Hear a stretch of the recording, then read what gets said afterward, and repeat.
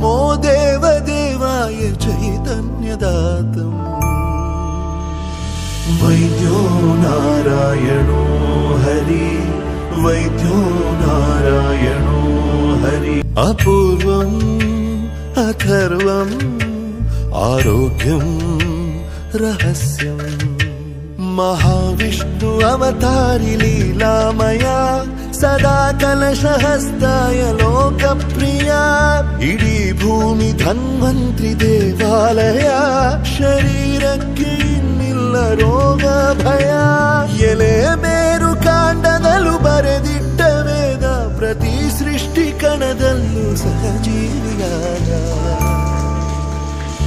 वैद्यो नारायणो हरि वैद्यो नारायणो हरि